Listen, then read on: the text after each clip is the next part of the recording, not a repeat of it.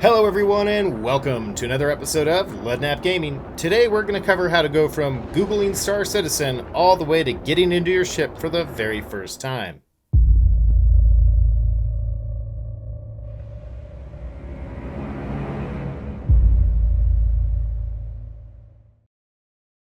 Often enough, interested people ask me how to get started in the verse. I've done similar stuff in the past, but I figured today I would cover how to get started in the verse from Googling Star Citizen all the way to climbing into the cockpit for the very first time and starting her up. Before we get started though, quick reminder about our 12K sub giveaway. Subscribe and comment below to enter to be picked to win a shiny new Constellation Taurus. Details in the description. The website for Star Citizen is robertsspaceindustries.com, which says a lot about CIG's SEO logic. Since that's a lot to guess without knowing anything about the game, you can also just Google Star Citizen to get there for the first time. Either of these work. This brings you to this splash screen, which next time click the Don't Show Me box to skip the new player experience. From here, you can click and examine various details and enjoy one of the better parts of the website, which itself takes some learning to navigate. Once you're done here, click the Play Now button. Here is your first lesson about Star Citizen. It's all about the Benjamins, baby. No, you don't need to create an account first. You just gotta spend that coin. Your choices here seem limited. If you click the Pledge Store link down below, you could see other starter ship options to work from. I normally would steer you to the Avenger Titan because it's $10 more and a better ship, but my advice to new players has two parts. First is this: don't spend money until you're sure what you really want to do. This means don't spend an extra $10 to get the Titan right away. You're new to the verse. Make sure you actually like the game before investing any more. Both the Mustang and the Aurora here are the $45 minimum investment. Don't worry about pack details, which one's better, and so on. Which brings me to number 2. The starter ship you pick has almost no impact on your future in the verse. I always suggest the Aurora because you can do packages with it. But your starter ship is literally the ship you're going to start your real journey with Star Citizen, and not the journey of your someday citizen in the verse. What I mean by that is simply this is a ship to let you try out different missions, see different things, and be a launching pad for your future decisions in the verse.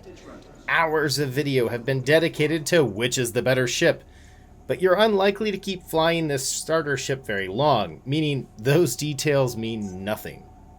Package missions are easy money, and don't normally involve combat, giving you a different playstyle to check out. The Mustang can't do them, which is why I suggest the Aurora.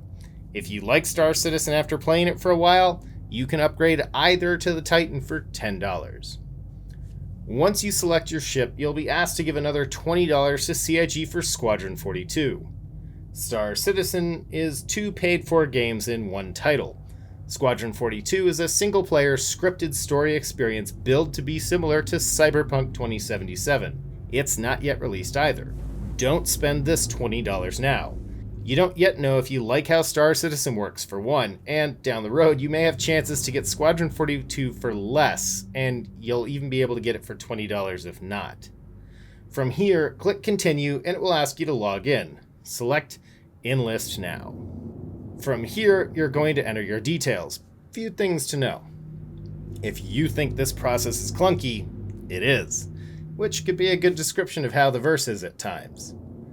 Your account name is the name you will start out with as a character name, but also the name used if someone gifts you a ship or you use to sign in. You can change your character name for free once and as often as you want for a marginal fee, but your account name remains the same. Referral codes. This is the only time you can enter one, and doing so will give you extra starting money as well as some other bennies when the game launches. If you have a friend who's bringing you to the verse, use their code. If not, here's mine: ZY4YQDW2. Lastly, if you click Stay Informed, CIG will send you all kinds of marketing materials. They have nice newsletters and what have you, but you'll also usually know from everyone else what's going on. From here, it will take you back to complete that final transaction. A note on payment processing. You can use PayPal, which is awesome, but sometimes there's a payment delay from PayPal, which you have to wait out prior to actually using whatever it is you wanted to purchase. The direct payment option is always a strong choice if you need whatever you're buying right now when it comes to CIG and Star Citizen. Once the process is complete, you're taken to a download page. Download and install. Star Citizen practically requires installation on a solid-state hard drive. Not that you can't use a platter drive, but it will run poorly and take forever to load. Seriously, SSD, it's 2021. Once completed, bring up the launcher. There's a few important things to know about how the launcher works before we go into the game. Patch notes can be found here, and are usually worth reading. A lot of known bugs show up there, and their workarounds are posted as well.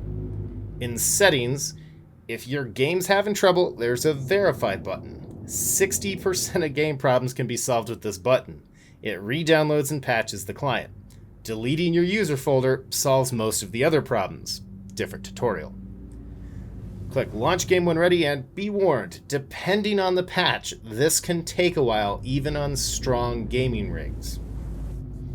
This is the main menu. On the right is your social panel, which you can see friends online and offline. To add a friend, click the button and enter their account name. When accepted by them, you can click their name on the panel and join in their server if it's not full, add them to a party, join a party, party launch, so on and so forth. On the left is the persistent universe, Star Citizen as you think of it, as well as Star Marine and Arena Commander. The latter two are single-player arcade games someday you'll be able to play from inside the PU, the persistent universe. Select persistent universe to keep going. When you do this for the first time, it will take you to a character creation system that will not be logical. This is not how people are made, thankfully. You will then end up here. Down below you can select server location. Best is on by default, but occasionally you're going to need to adjust this to get a better server, or change servers because it'll drop you back into the same one you just left, potentially if it thinks it's the best one. Up top you'll select Stanton System, since it's the only system we have in the game today. On my screen I can't go any further, but a second menu will appear the first time after any new patch, and for you, the first time entering the game. In the dropdown, you'll have the option of which city you want to spawn at. My suggestion is Lorville, located here in the center. The downside to Lorville is it can be confusing to get to your ship from the spawn beds.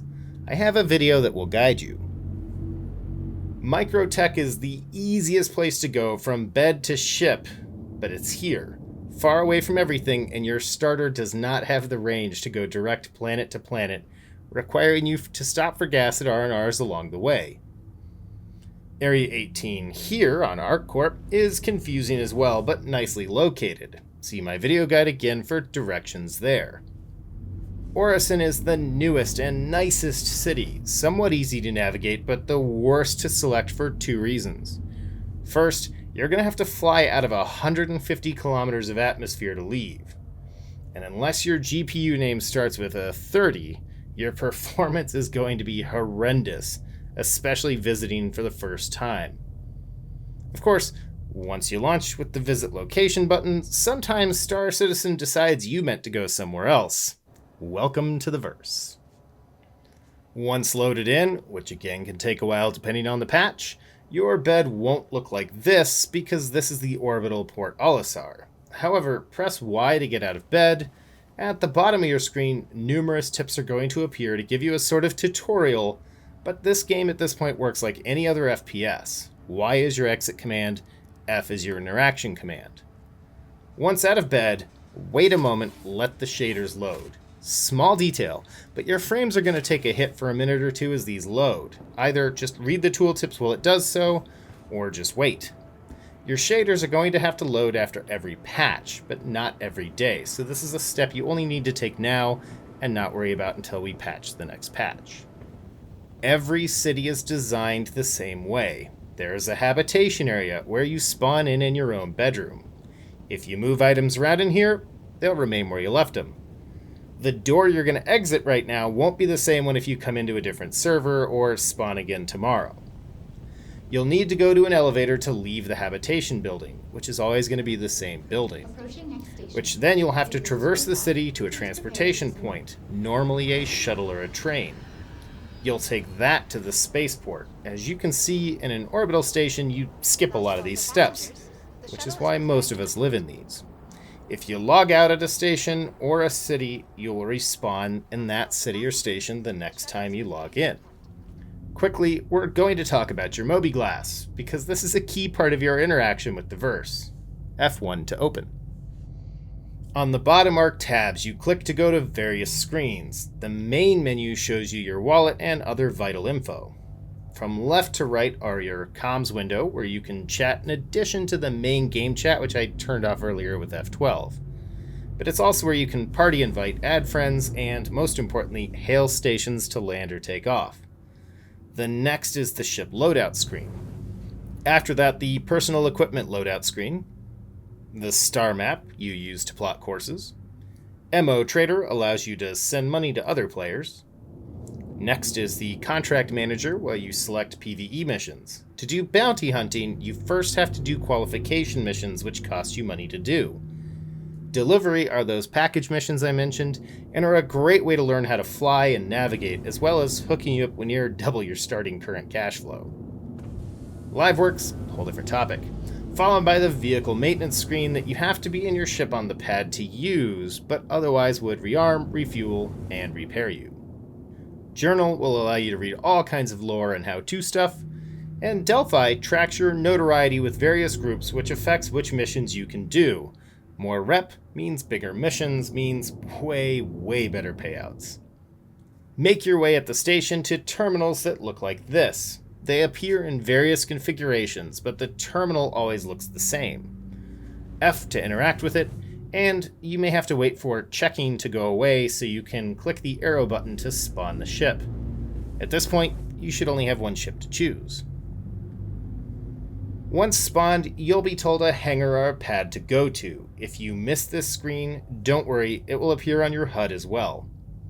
Star Citizen requires you to navigate places, so pay attention to signs. Elevators do have buttons to every pad or hangar, so you can select any elevator in an area to get to where you need to go.